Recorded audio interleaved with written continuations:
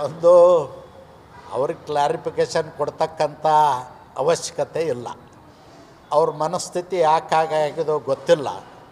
B J ಪಿಯಲ್ಲಿದ್ದಾಗ ಒಂದು ಮಾತು ಹೇಳ್ತಾರೆ, ಹೊರಗಡೆ ಹೋದ್ಮೇಲೆ ಮತ್ತೊಂದು ಮಾತು ಹೇಳ್ತಾರೆ. ಇದು ಸರಿಯಲ್ಲ. ನೋಡಿ, ರಾಷ್ಟ್ರೀಯ ಸ್ವಯಂ ಸೇವಕ ಸಂಘದ ನೀತಿನೇ ವರ್ಗರಹಿತ ಮತ್ತು ಜಾತಿ ಇಲ್ಲದಂಥ ಸಮಾಜ ನಿರ್ಮಾಣ ಮಾಡೋದು ಗುರಿ. ರಾಷ್ಟ್ರೀಯ ಸ್ವಯಂ ಸೇವಕ ಸಂಘದಲ್ಲಿರ್ತಕ್ಕಂಥವ್ರು ಒಬ್ಬರಿಗೊಬ್ಬರಿಗೆ ಜಾತಿ ಗೊತ್ತಿರೋದಿಲ್ಲ, ಯಾರೂ ಯಾರ ಜಾತಿನೂ ಕೇಳೋದಿಲ್ಲ. ಎಲ್ಲರೂ ಅಲ್ಲಿ ಸರಿಸಮಾನರು ಅನ್ನೋ ನಿಟ್ಟಿನಲ್ಲಿ ಬದುಕ್ತಾ ಇರ್ತಾರೆ. ಅಷ್ಟೇ ಅಲ್ಲದೇ ಗುರೂಜಿಯವರು ತಮ್ಮ ಜೀವಿತ ಕಾಲದಲ್ಲಿ ಹೇಳಿದ್ದಾರೆ, ಯಾರು ಅಸ್ಪೃಶ್ಯತೆ ಆಚರಣೆ ಮಾಡ್ತಾರೋ ಅಂಥವ್ರು ಕೊಳಕು ಮನಸ್ಸಿನವರು ಅಂಥೇಳಿ. ಅದಕ್ಕೆ ಅಸ್ಪೃಶ್ಯತೆ ಆಚರಣೆ ಇರಬಾರ್ದು ಅನ್ನೋದೇ ಸ್ವಯಂ ಸೇವಕ ಸಂಘದ ಗುರಿ.